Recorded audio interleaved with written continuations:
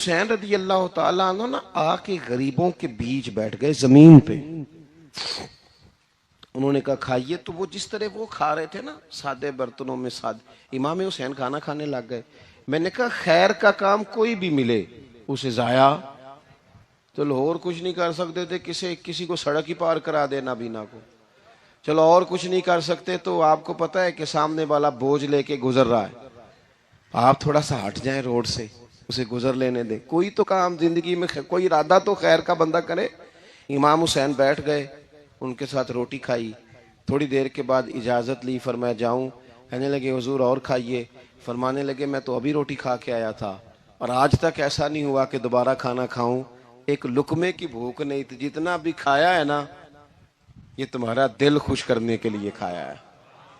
غرباء مساکین کی وعامل الصالحات، ایماندار بندہ ایمانداروں جیسے کام کرتا ہی اچھا لگتا ہے. 25 حج کیا امام حسن اور حسین نے مدینے سے مکے پیدل جا کے. کتنے بولیے؟ میں کہتا ہوں چلو ہم باجماعت نماز ہی پڑھ لیا کریں. چلیں، حضور صلی اللہ علیہ وسلم نے فرمایا فجر کی نماز پڑھ کے بیٹھ جاؤ، اشراق چاش تک اللہ کا ذکر کرو. 2 نفل اشراق کے 2 چاشت کے پڑھ لو، اللہ 2 حج اور 2 عمرے کا ثواب عطا کر دے گا. مشکل کام تو نہیں ہے. مشکل تو ہاں ہی نہیں کیتی تھے، یہ مشکل ہے. ویسے یہ کہ آنکھ کھل جائے تو 25-30 منٹ 40 منٹ موبائل پہ گزر جائے وہ تو سوکھا ہے، یہ مشکل ہے. دوستو نیک اعمال ان پر کوشش، اہل بیت نے ہمیں سبق یہ پڑھایا ہے، حضور کے اصحاب نے ہمیں سبق یہ پڑھایا. تیسری بات فرمایا وَتَوَاصَوْا بِالْحَقِّ. صرف یہ نہیں کہ تم نماز پڑھ کے تو بیٹھ جاؤ، تم نے نا بے نمازی کو نماز کی دعوت بھی دینی ہے. مظلوم پر ظلم ہوتا رہے اور کونے میں چپ کر کے بیٹھے نہیں رہنا، بلکہ اگر ہاتھ پکڑا جا سکتا ہے تو ظالم کا ہاتھ پکڑنا ہے. نبی پاک علیہ الصلوۃ والسلام نے فرمایا اپنے بھائی کی مدد کرو چاہے وہ ظالم ہو یا مظلوم ہو. بھائی کی مدد کرو چاہے ظالم ہو یا مظلوم ہو.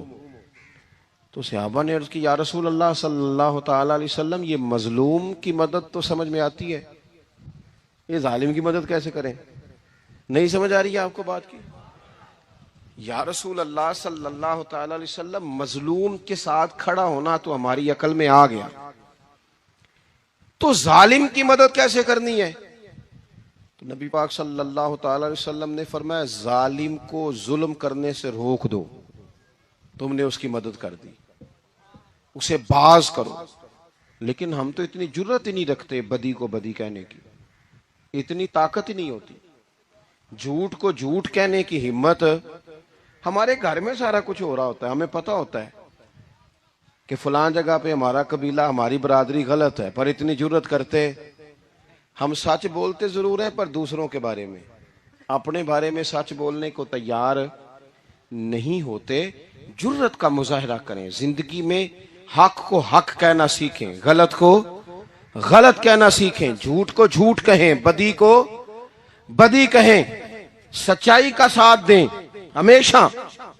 ہم نے جب تک دیکھو نا ظلم ہوتا رہے، زیادتی ہوتی رہے، اپنا دروازہ اندر سے بند کر لو، پتر باہر نہ جانا. کیوں جی؟ باہر اس پہ ظلم ہو رہا ہے، ان کے گھر آگ لگی ہے، کوئی ہمارے گھر تو نہیں نہ لگی. یاد رکھنا پڑوسیوں کی آگ نہ بجھاؤ گے تو اپنے گھر بھی آ جائے گی. اگر مظلوم کا ہاتھ نہیں پکڑو گے تو ظالم دلیر ہو جائے گا. اور ہمارے جتنے بھی بزرگ گزرے انہوں نے ظالموں کو ظالم کہا. امام احمد بن حنبل نے جیل کاٹی، امام اعظم ابو حنیفہ نے جیل کاٹی. آج کل لوگ کہتے ہیں مولانا صاحب آپ نے نا جناب غلط کو غلط نہیں کہنا، سیاست کی بات نہیں کرنی. کیوں جی؟ کس لیے نہیں کرنی؟ سیاست تو تدبیر کا نام ہے. بنو اسرائیل میں جتنی بھی تدبیر ہوتی تھی وہ سارے انبیاء کیا کرتے تھے. کیوں نہ بات کریں؟ یہ جن کرسیوں پہ آج تم نے ظالموں جابروں کو بٹھایا، یہ کرسی تو حضرت ابوبکر صدیق جیسے لوگوں کی ہے، یہ تو حضرت عمر جیسے لوگوں کی سیٹ ہے، حضرت عثمان غنی جیسے لوگوں کا کام ہے، مولا علی جیسے لوگوں کا کام ہے. غلط جگہوں پہ غلط لوگ بٹھا دیے اور پھر جھوٹے کو جھوٹا بھی نہ کہیں، ظالم کو ظالم بھی نہ کہیں۔ ہم سے نہ رقم ہوں گے قصید یزید کے، کیونکہ ہم لوگ تو حسین کے سیرت نگار ہیں۔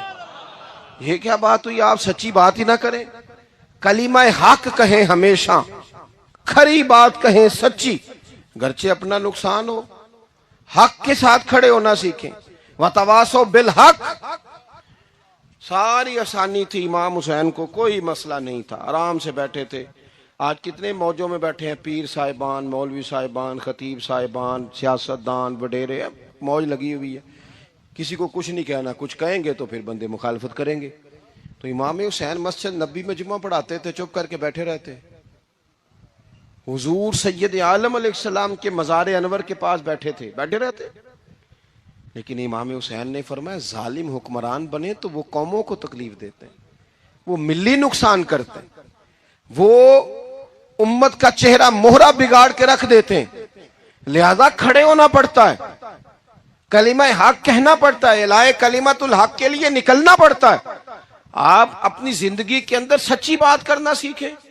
الیکشن کے دن آ گئے، میرے ایک بڑے محبت والے ساتھی تھے، وہ آ گئے ووٹ کے لیے۔ ویسے بھی یہ جو بیماری ہمارے ملک میں نا جی، ہمارے ہاں حکمران بعض اوقات کہتے ہیں اوئے ہو جی جمہوریت بڑی ضروری ہے۔ وہ بھی کس مصیبت کا نام ہے جمہوریت؟ اقبال تو کہتے ہیں کہ یہ وہ چیز ہے کہ جس میں پتہ ہی کوئی نہیں ہوتا، پڑھے لکھے ان پڑھ کا، چھوٹے اور بڑے کا، سیانے اور بیوقوف کا۔ جمہوریت وہ طرز حکومت ہے کہ جس میں بندوں کو گنا کرتے ہیں، تولا نہیں کرتے۔ کس تم کیا راگل آپ رہتے ہو ہر وقت؟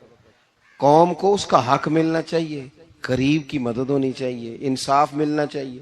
باقی یہ تمہاری کہانیاں ہیں ڈکٹیٹرشپ اور جمہوریت، اور ہمیں تمہاری سمجھ بھی نہیں آتی۔ ہر ڈکٹیٹر کے ساتھ ہوتے ہو، باتیں جمہوریت کی کرتے ہو، جہاں تمہارا دل کرتا کھڑے رہتے ہو۔ ہمیں تو کوئی اس سے غرض نہیں، کام ہونا چاہیے۔ بلکہ جو لوگ قوت نافذہ رکھتے ہیں انہیں سمجھنا چاہیے کہ ملک کی بھاگ دوڑ ہمیشہ مضبوط ہاتھوں میں رہے، اور وہ اس طرح کا نظام وضع کریں، مل بیٹھیں سارے ادارے کہ غریب کی سنی جائے۔ وہ مجھے بڑی اچھی طرح یاد ہے، جب وہ ایک حکومت ختم ہوئی اور جو ایک فوجی رہ کے گئے تھے 11 سال، ان کی حکومت آئی تو میں باہر نکلا تو ایک بزرگ